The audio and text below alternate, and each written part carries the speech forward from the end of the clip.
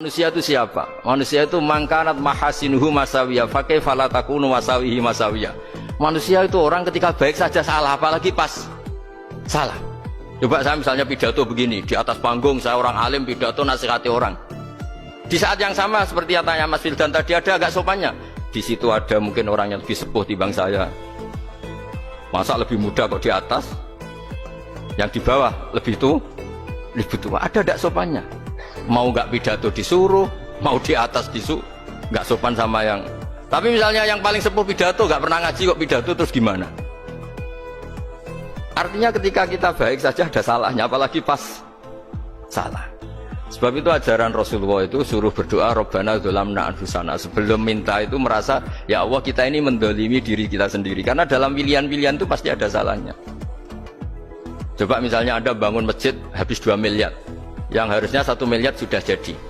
Terus nanti suatu saat ketemu Allah ditanya, itu ada orang miskin, fakir miskin, yatim. Andai kan kamu sumbang 1 miliar itu sejahtera semua. Gara-gara kamu bangun masjid terlalu mewah.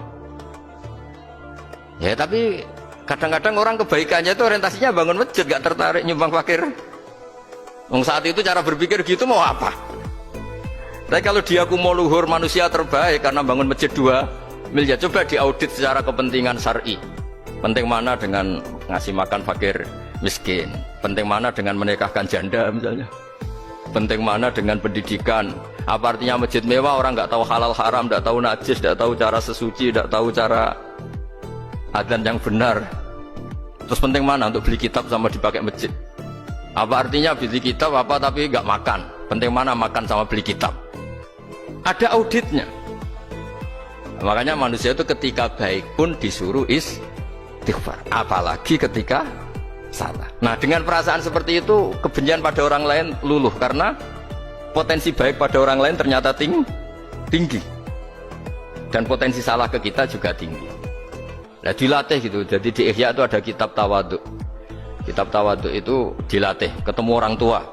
Gua aksaru ibadatan, dia mesti ibadahnya lebih banyak karena lebih tua timbang saya, pasti sholatnya lebih lama timbang saya. Ketika Anda sudah tua melihat anak-anak, gua aqallu minni maksiatan, mesti maksiatnya tidak banyak karena masih kecil.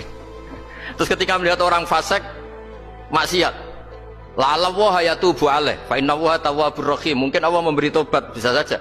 Umar itu ingin bunuh Nabi, tapi Allah memberi tobat.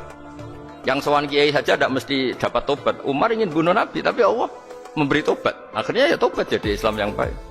Dalam sejarah